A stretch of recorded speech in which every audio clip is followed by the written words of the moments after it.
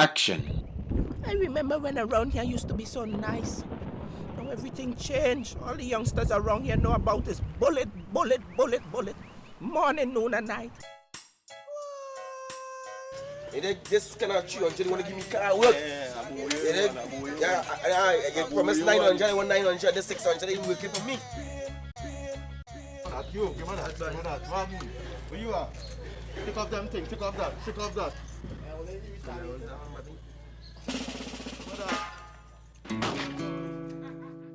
Living the life of a bad man, yes. Oh Lord, oh yes. I'm awake every night, can't sleep, no. I'm frightened, Lord.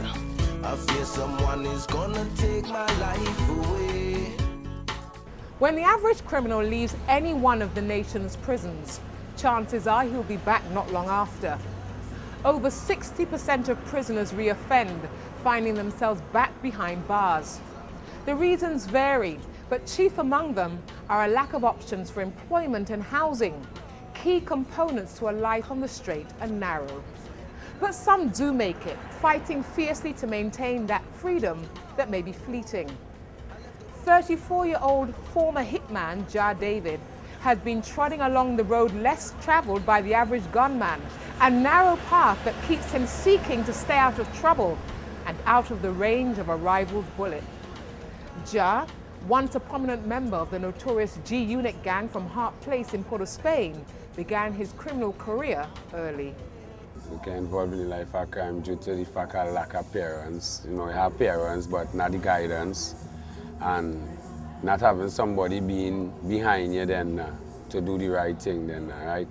So eventually, you became your own leader, you make your own decisions in life then. And by making decisions in life, especially when you're growing up on the streets, some of the decisions, majority of the decisions is be wrong. Because you don't have nobody there to guide you.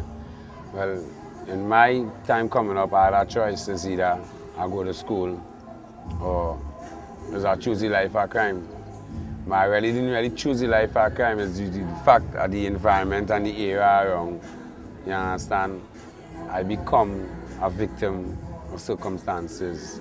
And the environment here, right, is the ghetto. So you find men go come out to hustle, men go come out to look for a daily dollar, who not employed, who don't have a job. You understand? So by any means necessary, by thieving, by robbing, by shooting, by killing, it's all about the money. You understand? And you'll find anything in the ghetto is a trade shop. You have any trade in the ghetto that you can master. But it's up to you to take it to the different level. The very first thing I do, I start a rob. I never was like a robbery. You understand? I'm more like shooting because I used to get the excitement in the shooting being real. You understand? It's like you're watching a movie and you see a man get shot in the movie. Right now, when you're behind the gun and you bust the gun, you see somebody jumping on right over there. So for you, well, I telling you about me, I don't know about nobody else. For me, I go and say it's a fun. It's like sucking a palm and throwing it away. But only until, as you're going along, and age being reason, man say, it is. But it was a fun for me. Last time I went to prison, it was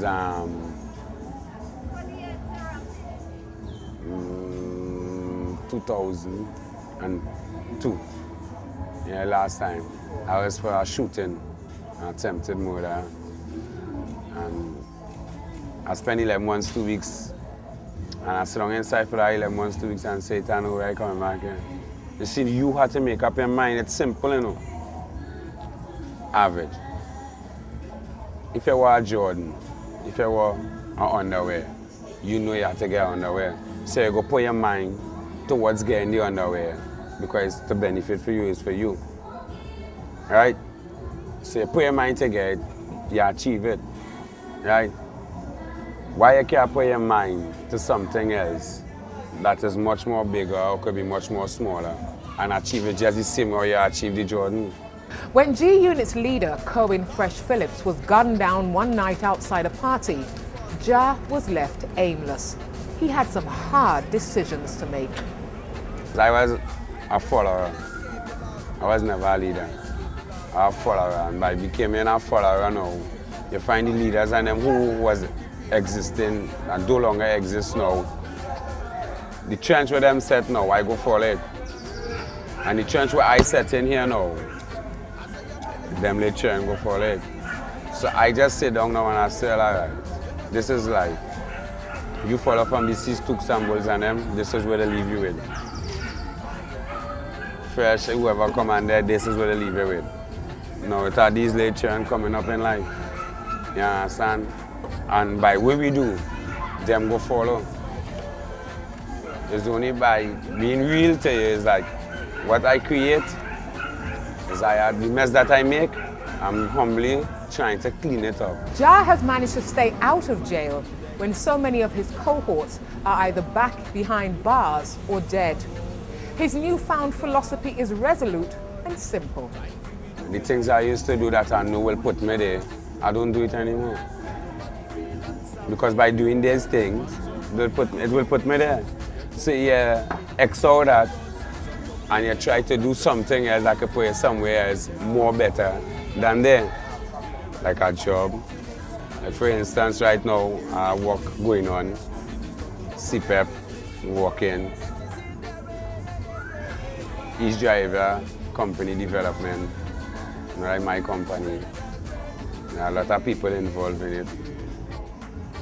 And it's because I want to see something come out of my community. And if I could go out there and fight for a job for people in my community who really can't move there now, they now finding a comfort now because they say, well, all right, if Ja David, who everybody would have kept going out there and getting a job for we to live, we could go out there and get a job too, we could do the same thing that he doing. So it's all about encouragement.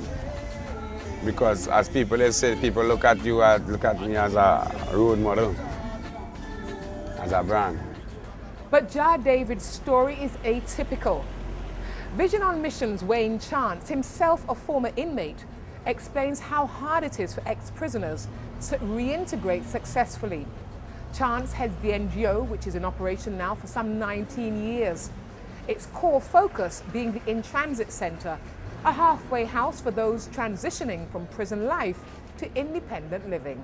What I understand as the mind of a criminal, when you actually reach that point, it interferes with every dimension of the individual way of life. And even in prison, it is very hard for such a person to turn a page. And if they will eventually turn a page, it will be years after. The major problem, however, is where to send these ex-inmates for help. Even at the In-Transit Centre, they're constrained for space. Every day, 20-something to 30-something persons are released from prison. And if the facility have 30-something person and 30-something person, you mean you take none. You see? So what is happening is that the whole question of recidivism continue, right? The reoffending rate continue, and the crime rate continue, because these fellas would want to live like any other human being, and they would perpetrate the crime in any which opportunity present itself. The problem is when inmates release from prison over the years is that they release with nothing, and sometimes they have to go back to the former block to get a start. So we remove that, right? The block, I mean the drug block for somebody to give them some money to get this, etc. So we have, they get an opportunity to stay in a halfway home for 3 to 6 months. We would cover all of the expense, and we would get them a job that would help them save to acquire an apartment by the end of 6 months. And during that period of time, too, you would have several programs taking place on character building, dealing with various type of issues that they would have. They would meet with the social worker. They all have a specific officer assigned to them as a mentor to work with them to develop various areas that need to be developed. If it's anger, if it's an attitude problem, if it's weakness in certain areas, they would address those areas. So by the end of the 6 months, you're not just about giving him a job, but also interfering and improving the quality of the human being. Nevertheless, despite these constraints, the center's success rate is high. We run a pre-release program, a resettlement program, which part we work with the inmates a year before they release from prison. So that gives us the opportunity to do the risk assessment and determine what the needs are and begin to design programs within the next 12 months to work with the guy in the prison. We have a high turnover in terms of success, 80%, 75%. The last check is 75% persons successful in vision and mission, and we have a 99% success rate with deportees, right? So we believe 8% out of 10 is 8, and we believe that is a great success. And we believe the 2% in terms of a scale of 1 to 10 is those who live in outside of our reaches and those who would have been registered in the program and would not have been able to get into the aftercare facility, right?